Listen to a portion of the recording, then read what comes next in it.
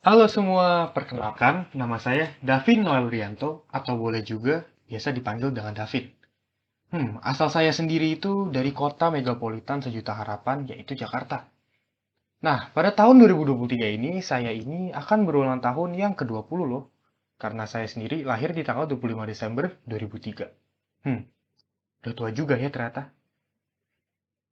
Fun fact tentang saya adalah yang pertama, saya itu anak tertua dari dua bersaudara, di mana adik saya itu seorang laki-laki.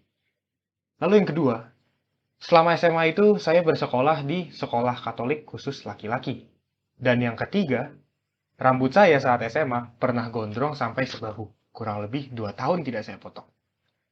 Nah, saya rasa kita semua sudah familiar dengan SWOT analisis, di mana SWOT itu adalah Strength, Weakness, Opportunities, and Threats. Dan maka dari itu, saya akan menyampaikan SWOT analisis mengenai diri saya. Yang pertama adalah strength atau kekuatan saya. Saya bisa mengklasifikasikan diri saya sebagai pribadi yang adaptif dan mudah berteman dengan siapa aja. Saya juga merupakan pribadi yang realistis dan punya empati tinggi, serta menurut pengakuan teman-teman dan guru-guru, bahkan hingga orang tua saya, mereka semua mengatakan bahwa saya adalah pribadi yang dewasa. Namun begitu, manusia itu tidak lepas dari kekurangan. Saya sendiri melihat diri saya sebagai seorang yang cukup temperamental dan emosian. Saya pun juga kadang menjadi seorang pelupa dan kurang bisa mengambil resiko. Saya pun juga mudah jatuh dalam zona nyaman diri saya sendiri. Nah, opportunities atau kesempatan. Saya sendiri memiliki koneksi yang luas dari berbagai kalangan. Dan saya juga melalui pengalaman-pengalaman yang saya timba selama SMP dan SMA serta di kuliah, memiliki soft skill dan hard skill yang memadai. Saya juga kaya akan pengalaman dan tidak sungkan untuk berbagi pengalaman dan ilmu saya kepada sesama. Namun threats atau ancaman yang bisa menjadi ancaman untuk kekuatan dan kesempatan saya, yakni yang pertama, alokasi waktu saya yang terkadang kurang memadai dan eh, kemampuan saya untuk mengatur waktu yang kadang tidak terlalu baik. Kadang juga saya berada di lingkungan yang cenderung apatis dan tidak membuat diri saya sendiri berkembang.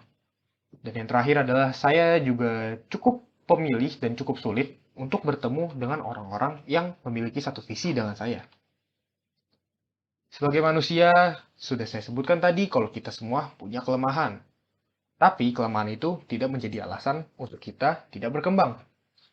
Nah, lalu bagaimana cara saya mengatasi kelemahan yang saya punya?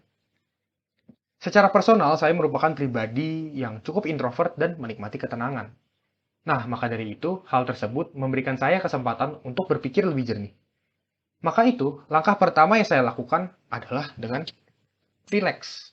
Bisa sembari mendengarkan musik, atau mungkin hanya sekedar rebahan, menonton YouTube, hal-hal seperti itu. Hal tersebut terbukti efektif menghilangkan banyak kebiasaan buruk saya, seperti bisa menurunkan emosi yang menyebabkan saya temperamental, dan juga memberikan banyak energi baru untuk lebih berani mengambil resiko, sehingga saya tidak hanya ada di zona itu terus, zona nyaman saya. Dan jika hidup itu terus berkembang, maka kita tidak boleh ada di situ-situ saja. Saya ini juga orangnya itu cukup lupa. Maka itu sekarang saya banyak mencatat apa saja yang harus diselesaikan di hari tersebut dan menjaga agar semua task atau tugas hari itu harus terpenuhi. Olahraga juga merupakan alternatif yang baik, di mana dengan saya sekarang berolahraga minimal seminggu 4 kali, saya memicu adrenalin sehingga menciptakan banyak energi untuk meningkatkan semangat dan melakukan aktivitas sehari-hari. Lalu, kenapa sih saya itu ingin masuk Kovas?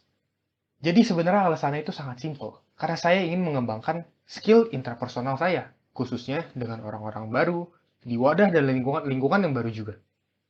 Harapannya sih, saat saya menjadi Kovas, saya jadi bisa menambah wawasan dan koneksi, serta mengenal berbagai orang dengan latar belakang dan budaya yang berbeda.